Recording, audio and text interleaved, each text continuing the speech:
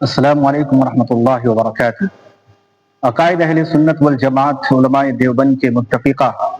عقائد کا جو سلسلہ شروع ہے، آج ہم اس کے 24ویں درس کے اندر شامل ہیں، اور آج ہمارا موضوع ہوگا استمداد بالقبور اور علماء اہل سنت والجماعت یعنی علماء دیوبند۔ آج کا موضوع کئی اعتبار سے خاص ہے۔ اول یہ کہ یہ موضوع انتہائی خصوصاً بر صغیر کے اندر موضوع سخن بنا رہتا ہے، خصوصاً دو گروپ کے درمیان، نمبر 1 بریلی طبقہ اور نمبر 2 اہل سنت والجماعت علماء دیوبند کے درمیان ہمہ وقت یہ موضوع سخن بنا رہتا ہے۔ لہذا اس سلسلے میں ہم اہل سنت والجماعت کا متفقہ نقطہ کیا ہے ہم جاننے کی کوشش کریں گے۔ اس میں کوئی شک نہیں ہے کہ مزارات پر جانا اور عبرت پذیری کرنا یہ شرعاً مطلوب ہے، یعنی حضور صلی اللہ علیہ وسلم نے ارشاد فرمایا کہ قبروں کے پاس جایا کرو، قبرستان جایا کرو۔ کیوں جایا کرو؟ کیونکہ زیارت قبور سے تذکیر یعنی آخرت کی یاد دہانی حاصل ہوتی ہے۔ تو آخرت کی یاد دہانی حاصل کرنے کے لیے اگر کوئی قبر پر جاتا ہے، قبرستان جاتا ہے، تو شریعت میں یہ ممدود اور پسندیدہ عمل ہے، جانا چاہیے۔ اس پر رسول اللہ صلی اللہ علیہ وسلم کے ارشادات موجود ہیں۔ لہذا حدیث پاک سے معلوم چلتا ہے کہ قبرستان جانا اور آمد و رفت کرنا یہ منشا اور موت کی جو اصل مقصد ہے موت کو یاد کرنے کا وہ حاصل ہوتا ہے کہ انسان اپنی غفلت والی زندگی سے نکل کر کے جب وہ قبروں کو دیکھے گا اور بوسیدہ قبروں کو، ہزارہ برس کی قبروں کو دیکھے گا، مزارات کو دیکھے گا، تو اس کو اس بات کا احساس ہوگا کہ جس طریقے سے یہ حضرات جو قبر کے اندر مدفون ہیں اور جن کا نام لینے والا، جن کو دیکھنے والا اور ان کی بوسیدہ ہڈیوں کو دیکھے گا تو احساس پیدا ہوگا کہ ایک دن جو ہے مجھے بھی مر کر کے اسی مقام پر جانا ہے، اور سوائے نیک اعمال کے کچھ کام نہیں آئیں گے۔ اللہ رب العالمین پر صحیح ایمان ہی کام آ سکتا ہے، اور پیارے حبیب ہی ہم کو جو ہے ان کی سنت پر چل کر کے ہم جو ہے قبر کی وحشتوں سے بچ سکیں گے۔ لہٰذا جب ان چیزوں کو سوچے گا تو وہ اپنی آخرت کو بنانے کی فکر میں لگ جائے گا، اور یہ طریقہ نہایت مستحب ہے اور نہایت عمدہ ہے۔ اسی لیے نبی علیہ السلام نے قبروں پر جانے کی اجازت دی۔ نمبر 2، قبر پر جانا ان لوگوں کے لیے بھی فائدے سے خالی نہیں ہے، یعنی فائدے مند ہے جو حضرات ادراک بالقبور رکھتے ہوں، یعنی خود بھی صاحب کشف ہوں، خود بھی اس بات گویا کہ اللہ رب العالمین نے اس کو یہ ملکہ عطا فرمایا ہو کہ قبر کے اندر جو ولی ہے اس کے قبر سے فیض حاصل کر پائے۔ اس نقطے کو بڑی باریک بینی سے سمجھنے کی ضرورت ہے۔ عموماً جو عام طور پر انسانوں کا خلق ہے، انسان ہے، وہ اس بات پر ادراک حاصل اس کو نہیں ہوتا ہے کہ قبر سے فیض حاصل کر پائے، اور کشف و کرامت کے ذریعے بزرگوں کی قبر سے جو ہے فیض کو اپنے اوپر حاصل کر پائے، یہ ہر شخص کے بس کی بات نہیں۔ یہ خاص لوگ اللہ کے چنندہ بندے ہوتے ہیں جن کو قبور سے فیض حاصل کرنے پر اللہ رب العالمین ان کو جو ہے خاص حکمت عطا فرماتا ہے جس کے ذریعے وہ فیض حاصل کر پاتے ہیں۔ ایک مثال سے سمجھیے، مان لیجئے کہ فلاں علاقے میں ایک اللہ والے رہتے ہوں،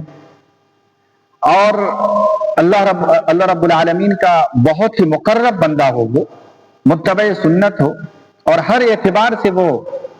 فنائیت کے اندر ڈوبا ہوا ہو، اللہ رب العالمین کی وحدانیت، اللہ کے رسول صلی اللہ علیہ وسلم کی سنت کے اندر وہ مستغرق ہو، تو کیا ان سے ملاقات کرنا، ان کے پاس جانا، واعظ و نصیحت سننا یہ فائدے سے خالی ہوگا؟ اس کا کوئی انکار نہیں کر سکتا ہے۔ دنیا کائنات کا ہر شخص اللہ رب العالمین کے مقرب بندوں کے پاس جانے کے لیے تیار ہے۔ یہی وجہ ہے کہ سب سے پہلا حق نبیوں کا ہے کہ جب نبی موجود ہو تو نبی کے پاس انسان جائے، ان کے پاس بیٹھے، ان سے فیض حاصل کرے۔ اور جب اللہ کے نبی جو محمد رسول اللہ صلی اللہ علیہ وسلم آخری نبی ہے، ان کے پاس اگر کوئی چلا گیا ایمان کی حالت میں فیض حاصل کر لیا، تو اس سے بڑی کیا خوش نصیبی ہو سکتی ہے کہ اس کو صحابیت کی سرٹیفکیٹ مل جاتی ہے، یعنی وہ صحابی بن جاتا ہے۔ تو فیض حاصل کرنا اتنا مبارک کام ہے کہ ایک انسان جب اللہ کے نبی موجود ہوں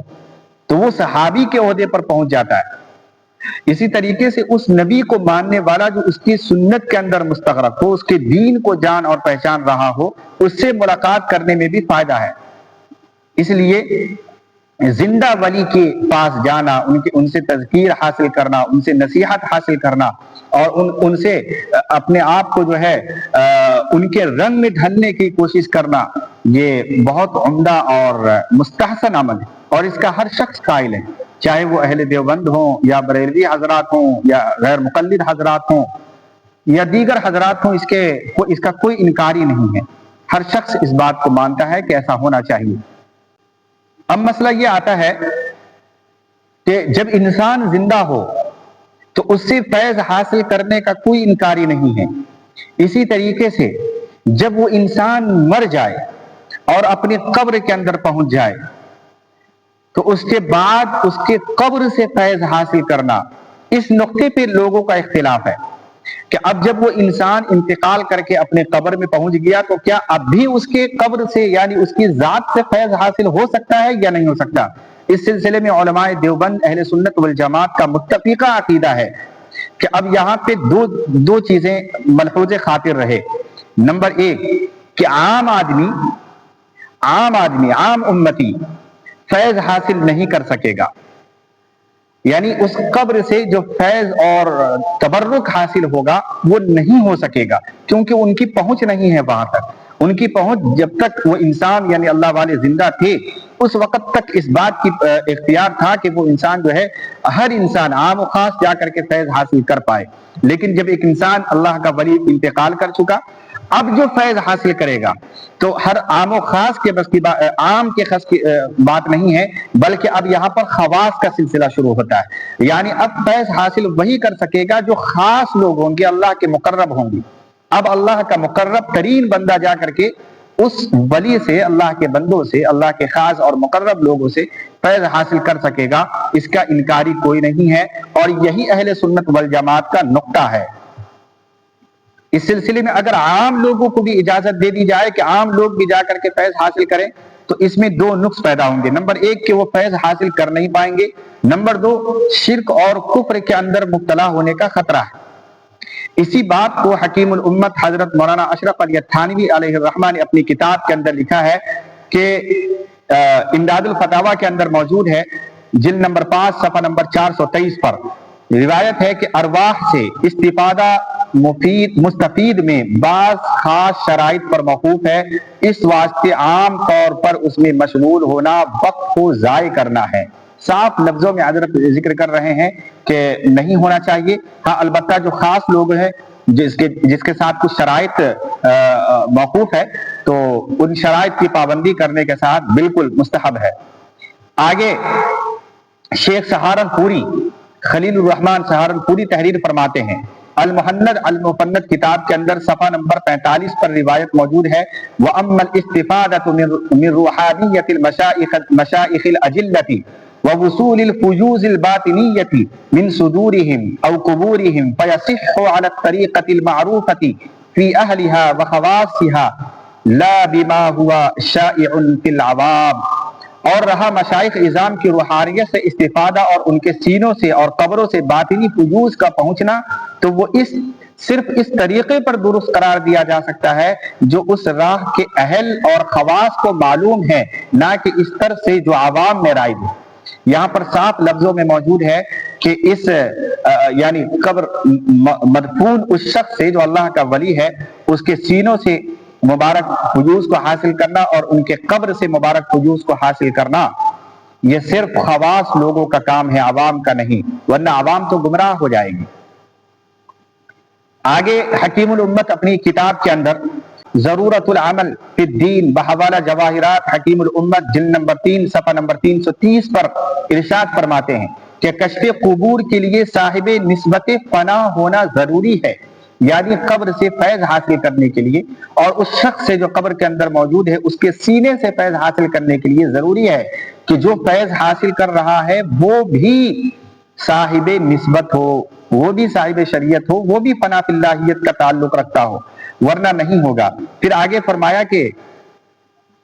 تو جب صاحب نسبت بھی ہو گئے پھر کیا کسر رہی، حالانکہ کشف قبور کوئی کمال نہیں ہے، نہ مطلق نسبت کا حصول دلیل کمال ہے۔ کشف قبور کے نسبت فنا پر موقوف ہونے پر مجھے ایک محقق کی حکایت یاد آئی کہ جب ان سے کسی شخص نے دریافت کیا کہ قبور سے فیض ہوتا ہے یا نہیں، فرمایا کہ فیض لینے والا کون ہے یہ دیکھنا پڑے گا۔ اس شخص نے کہا کہ مثلا میں ہوں، تو فرمایا کہ پھر حاصل نہیں ہوگا، یعنی اسی وقت ہوگا جب صاحب کشف ہو، اور صاحب کشف صاحب نسبت آدمی قبر سے فیوز حاصل کرے، اور صاحب قبر سے فیوز حاصل کرے تب تو فیض حاصل ہوگا، ورنہ عام آدمی کو حاصل نہیں ہوگا۔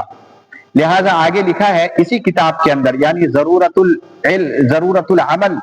فی الدین کے اندر یہ بات موجود ہے کہ فیض کی دو قسمیں ہیں، ایک بدلالت لفظیہ یعنی تعلیم اور تلقین کے لیے، اور ایک ہے غیر لفظیہ یعنی تقویت حاصل کرنے کے لیے۔ نسبتاً افادہ اور استفادہ میں لفظیہ بہت زیادہ مفید اور ممدد ہے، بلکہ صرف قبور سے استفادہ پر بس کرنا غلطی ہے، لیکن قبور سے اتنا فیض حاصل ہو جاتا ہے کہ حالت موجودہ میں ترقی ہوتی ہے، برخلاف زندہ کے کہ اگر کوئی شبہ ہو تو اس کا پیش بھی حل کیا جا سکتا ہے۔ یعنی اشرف علی تھانوی فرماتے ہیں کہ دو چیزیں ہیں، اگر زندہ انسان سے فیض حاصل کیا جائے تو دو منفعات حاصل ہوتے ہیں، اور اگر مردہ سے حاصل کیا جائے تو ایک منفعت حاصل ہوگا۔ زندہ سے حاصل کرنے میں دو منفعت حاصل ہوگا، وہ یہ ہے کہ اول یہ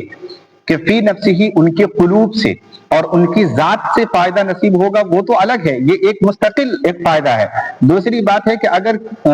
کسی عبارت کو سمجھنے میں یا بعض مقامات پر اگر تشنگی باقی رہ جاتی ہے تو چونکہ وہ شخص زندہ ہے لہذا اس زندہ انسان سے پوچھ لیا جائے کہ اس کا کیا معنی ہے، وہ بتا دیتا ہے، تو زبان سے بھی اس کو رہنمائی پہنچتی ہے، اور قلب کے اعتبار سے جو دل کی پوزیشن ہے وہ تو بہرحال فائدے سے خالی نہیں۔ تو زندہ انسان سے مسائل پوچھنا، ان کے پاس جانا اور ان سے فیض حاصل کرنے میں دو منفعت اس روایت اس حوالے سے معلوم چلا۔ ایک یہ کہ اگر تشنگی باقی رہ گئی تو اس انسان سے پوچھا جا سکتا ہے اور پوچھ کر کے صحیح منہج اور صحیح مصرف پر عمل کیا جا سکتا ہے۔ نمبر دو کہ دل کی جو کیفیت ہے، روحانی کیفیت ہے، فیوز کی بات ہے، وہ تو ایٹومیٹک جب انسان اللہ والے کے پاس پہنچتا ہے تو حاصل ہو ہی جاتی ہے۔ اسی لیے علماء دیوبند روحانی فیض حاصل کرنے کے تعلق سے قبر کے قائل ہیں۔ البتہ یہاں پر جو ہے چند ایک چیز اس بات کو مؤکد کرنے کے لیے ملحوظ خاطر ہے، اور میں اس کو ذکر کر دیے دیتا ہوں کہ استمداد بالقبور جو حاصل کیا جا رہا ہے اس سلسلے میں عقیدہ جو رکھنا ضروری ہے، یعنی قبر والے سے جو فائدہ پہنچ رہا ہے روحانیت اعتبار سے، اس بارے میں ایک عقیدہ رکھنا ضروری ہے، ورنہ اگر یہ عقیدہ نہ ہو اور یہ نقطہ ذہن میں نہ ہو تو انسان کفر تک بھی پہنچ سکتا ہے۔ یہ صحیح بات ہے کہ یہ کفر تک پہنچنے کے لیے عوام کا پہنچنا ضروری نہیں، خواص بھی پہنچ سکتے ہیں۔ نمبر ایک کہ انسان یہ عقیدہ رکھے کہ جس قبر سے اور صاحب قبر سے فیض حاصل کیا جا رہا ہے یہ متصرف فی الامور، یعنی امور کے اندر، ہر معاملات کے اندر متصرف نہیں ہے، یعنی یہ حضرات اس بات کا اختیار نہیں رکھتے ہیں کہ یہ جو ہمارے قبر پر جو فیض حاصل کرنے کے لیے ایک انسان آیا ہے ہم جو چاہیں جیسے چاہیں اس کو دے دیں، اور نہ ہی وہ شخص جو فیض حاصل کرنے کے لیے چاہے وہ خاص ہو یا عوام ہو یہ عقیدہ رکھے کہ میں جو چاہوں اس سے منوا لوں اور جو چاہوں اس سے لے لوں صاحب قبر سے، یہ تو ہے شرک، اور یہ اللہ کے علاوہ غیر اللہ سے مدد مانگنا ہے۔ لہٰذا اگر یہ بنیاد پر اگر کوئی صاحب قبر کے پاس جاتا ہے اور فیض حاصل کرتا ہے تو یہ شرک اور کفر کی آمیزش ہوگی۔ اس سلسلے میں جو شامی کی عبارت ہے وہ بھی سننے کے قابل ہے۔ عبارت یہ ہے وَمِنْهَا أَنَّهُ إِنَّ ظَنَّ أَنَّ الْمَيِّتَ يَتَصَرَّفُ فِي الْأُمُورِ دُونَ اللَّهِ تَعَالَى وَإِعْتِقَادُهُ ذَلِكَ كُفْرٌ، اور ان میں سے یہ ہے کہ اگر اس کا گمان ہو کہ میت ہی معاملات میں متصرف ہے، اللہ تعالیٰ نہیں ہے، تو یہ اعتقاد رکھنا کفر ہے۔ اب اگر وہ خاص ہو یا عوام ہو کوئی بھی ہو، اگر ایسا عقیدہ رکھ کر کے قبر کے پاس جاتا ہے اور سوال کرتا ہے تو یہ عقیدہ شرک ہوگا، کفر ہوگا، اس کی اجازت بالکل نہیں۔ اس کا ثبوت بخاری شریف کی روایت سے ہے. حضرت عمر فاروق رضی اللہ تعالیٰ عنہ اپنے آخر وقت میں حضرت عائشہ صدیقہ رضی اللہ تعالیٰ عنہ کی خدمت میں اپنے لخت جگر حضرت عبداللہ رضی اللہ تعالیٰ عنہ کو بھیجا اور روضہ اقدس میں دفن ہونے کی اجازت چاہی. پھر منظوری بعد میں مل گئی. روایت کے الفاظ یہ ہیں کہ ما کان شیء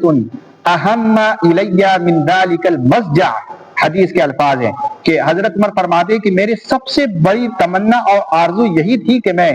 اللہ کے نبی علیہ الصلوۃ والسلام کے پہلو کے اندر میں لیٹوں. کیوں؟ اس کی وجہ کیا ہے؟ اس کی وجہ یہ ہے کہ ابن بطال رحمت اللہ علیہ نے اپنی اس حدیث کی شرح کرتے ہوئے لکھا ہے کہ اس حدیث سے صالحین اور نیک لوگوں کی قبروں سے مجاورت کی خواہش کا ثبوت ملتا ہے. یعنی ان صالحین پر، نبیوں پر، رسولوں پر جو برکات، رحمت اللہ رب العالمین کی طرف سے نازل ہوتی ہے، وہ ظاہر بات ہے کہ جب ان کے بازو میں کوئی رہے گا، آدمی موجود ہوگا، تو ان کے اوپر بھی اترے گی. اب اللہ کے نبی علیہ السلام کا جو روزہ ہے وہ ان کی بات ہی کیا کرنی ہے. ان پر اللہ رب العالمین کی کتنی رحمتیں، کتنی برکتیں، کیا کیا فیوز اترتے رہتے ہیں، اس کا کون حساب لے سکتا ہے اور کون اس بات کا احساس لگا سکتا ہے؟ یقیناً کوئی نہیں. لہذا حضرت عمر رضی اللہ تعالیٰ عنہ کی خواہش تھی کہ جو بھی برکات قبر اطہر پر نازل ہوں تو ظاہر بات ہے جب میں اس کے بازو میں رہوں گا تو میرے کو بھی حاصل ہوگا. اسی بنیاد پر حضرت عمر فرماتے ہیں کہ ما کان شیء اہم الی من ذلک المضجع، کہ سب سے بڑی آرزو اور تمنا یہی تھی کہ میں اس سے فیض حاصل کروں، اس قبر سے، یعنی اللہ کے نبی علیہ الصلوۃ والسلام کے پاس لیٹوں اور لیٹنے کے بعد جو اللہ کے نبی علیہ الصلوۃ والسلام کو فیض و برکات حاصل ہے وہ مجھے بھی حاصل ہو جائے. لہذا سلف سے، صالحین سے اور اسلاف سے ہمیں یہی چیز ملتی ہے کہ ہم خبروں سے فیض حاصل کر سکتے ہیں چند چیزوں کو مد نظر رکھتے ہوئے. نمبر 1 کہ ہم اس کو متصرف فی الامور نہ مانیں. نمبر 2 یہ عقیدہ نہ رکھیں کہ جو چاہے یہ قبر والا کر سکتا ہے، یا یہ کہ ہم جو چاہیں منوا سکتے ہیں. ایسا عقیدہ رکھ کر کے چاہے وہ کوئی بھی جائے قبر کے پاس، وہ خسارہ ہی اٹھائے گا. نمبر 3 کہ عوام اس سلسلے میں نہ جائے بلکہ خواص کو جانے کا اختیار ہے، عوام نہ پڑے ان سلسلوں میں. اور یہ کہ جو فنائیت کے مقام پر پہنچ چکا ہے، صاحب نسبت ہے، صاحب بزرگ ہے، انہی کو اختیار ہے کہ وہ جائیں اور حاصل کریں. آخر میں التماس ہے کہ اللہ رب العالمین ہم سب کو اہل سنت والجماعت کے منہج اور مشرب سے جڑے رہنے کی توفیق عطا فرمائے. وآخر دعوانا الحمد للہ رب العالمین.